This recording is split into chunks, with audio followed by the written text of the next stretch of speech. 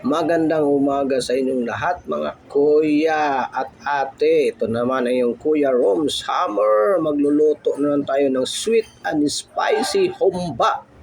Request na ating kaibigan na walang iba si James Caloya, ating kasamahan ng pickleball at ang Big Six ng KR.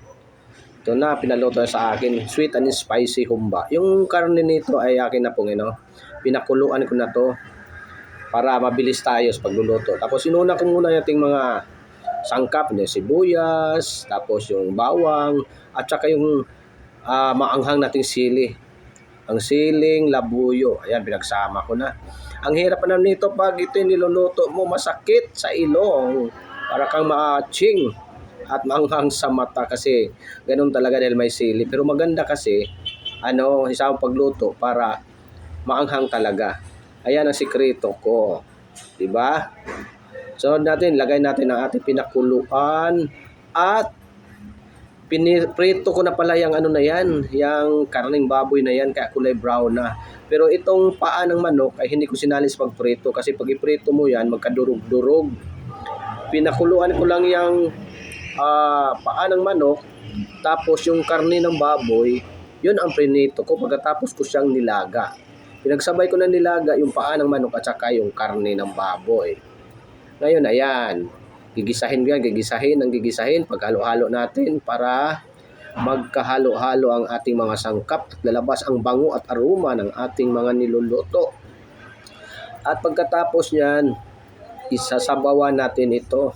Ang sabaw pala natin mga at kuya ay soda po. Ito po ang Mountain Dew. Puro Mountain Dew lang ang ating sasabaw nito. Dalawang bote kasi yung ating karne kasi 1 kilong paa ng manok at 1 kilo ng laman ng baboy. Kaya 2 bote ng Mountain Dew soda. Any kind of soda, Sprite o ano pa kaya. Yan ang masarap pampalambot ng ating sweet and spicy humba. Tapos niyan, titimplahan na rin natin yan. Nadagdagan natin ng pangtimpla niyan pagkatapos niyan. Yan. Una, lagyan natin ng tuyo. Soy sauce para mamula-mula kunti ang ating sweet and spicy humba. Pampapula yan. Tapos ngayon, lagyan na natin ating sikretong pampalasa, ang magic sarap. Nasa inyo yan kung maglalagay yung magic sarap, pero ako nilalagyan ko talaga ng magic sarap yan. Para naman talagang sumarap. Ito ating niluluto, pwede ito pang ulam, pwede pang pulutan ha. Basta tingnan nyo lang paano ang diskarte ng aking pagluluto. Pagkatapos niyan, mayroon pa akong idadagdag niyan. Itong ating, yan. Alam nyo ano yan? Ayan o. Diba? Para naman siya maging sweet and spicy.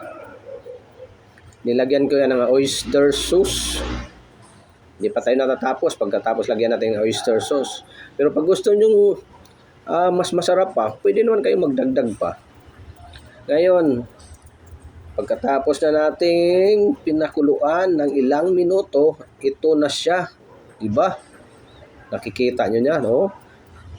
Kulay pula-pula na. At tingin ko malambot na yata ito. Parang sarap na, be. Oo nga, ang lambot na nga.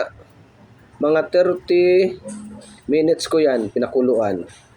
At tinakpan. Ayan, malambot na nga.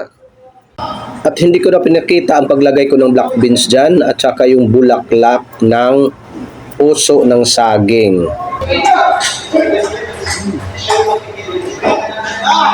Grabing lambot. Sarap.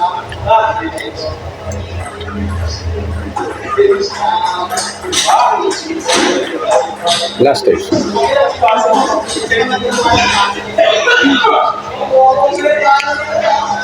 Yung taba niya, lambot oh. So tender. Lambot oh.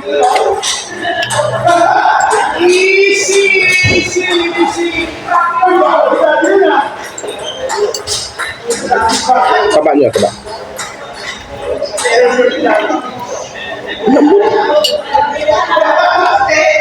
Good. Thank you for watching guys. This is Kuya Rom's Hammer. Pwede pang ulam, pwede pang pulutan. Let's follow and share.